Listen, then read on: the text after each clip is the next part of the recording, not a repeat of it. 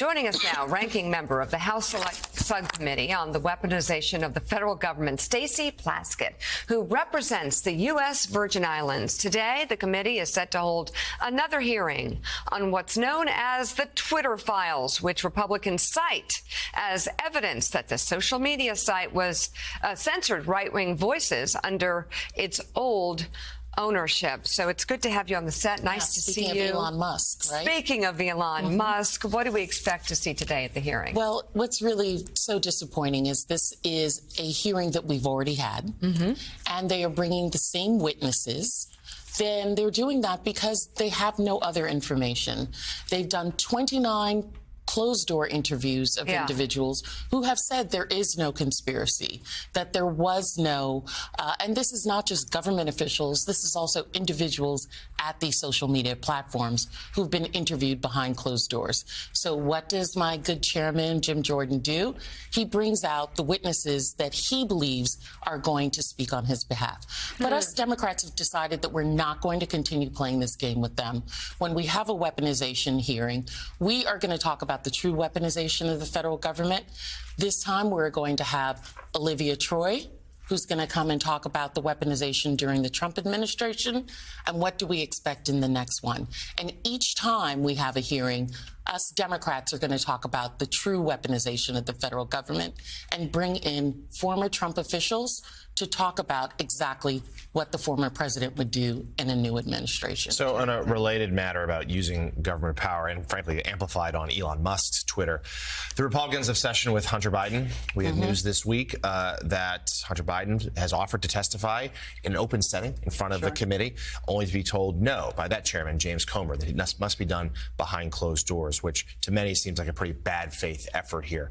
Give us your reaction here. What are Democrats saying about their Republican colleagues on this? Well, I think it's rich that the Republicans are talking about, no, this is the rules and this is the process, when they've blown up the process and any of the House rules when it doesn't fit their mandate. And I believe that Hunter Biden has a real concern, is that if he goes behind a closed door and has this interview, they are going to take pieces out. They're going to misconstrue what was said. They are going to hide a lot of the evidence. They already have lied about him. They've maligned him. They've acted like children on the House floor, making fun of, like, school children, bullying someone.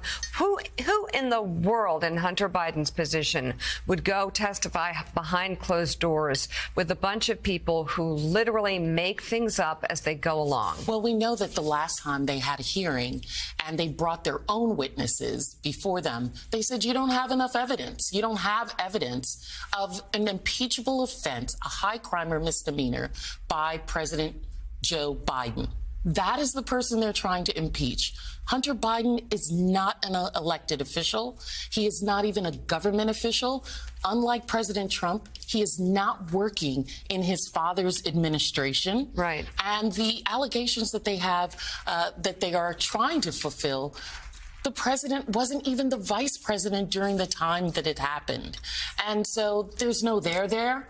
And they're trying to continue to drum up stuff rather than working on the real issues that Americans are concerned with. Stacey, I'm curious, as the Republicans pursue these tactics, whether you sense a growing fear on the Republicans' part that they're going to lose the House next year, that the American people are getting fed up with the time wasting, the inability to make the House process work.